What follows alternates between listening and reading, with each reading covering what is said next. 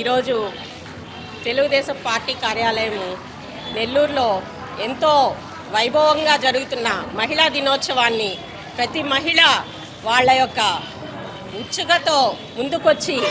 ఈ మహిళా దినోత్సవాన్ని జరుపుకుంటున్న ఈ రోజు ఎంతో ప్రాముఖ్యత ఉన్నదిగా గుర్తించి అందరూ ఒక దగ్గర చేరి మన తెలుగుదేశం పార్టీ యొక్క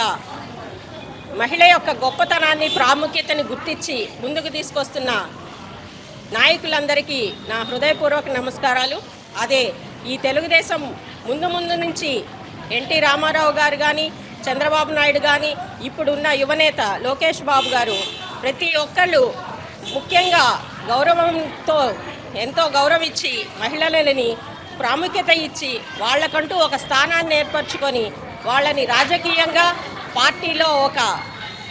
సగ భాగమని వాళ్ళని ముందుంచుతూ వాళ్ళని ముందుకు తీసుకెళ్తున్న తెలుగుదేశం పార్టీ ముందు రోజుల్లో ఎంతో విజయవంతంగా ప్రభుత్వాన్ని ఏర్పరుస్తుందని మనస్ఫూర్తిగా కోరుకుంటూ ఈ మహిళా దినోత్సవాన్ని ఇచ్చేసిన ప్రతి మహిళలకు అందరికీ నా హృదయపూర్వక నమస్కారం. మన మహిళల్లో పాతకాలంలో సావిత్రిబాయి పూలేని తీసుకుంటే చాలా ఆమె మహిళల్ని ఎంతో అభివృద్ధి పరిచి చాలా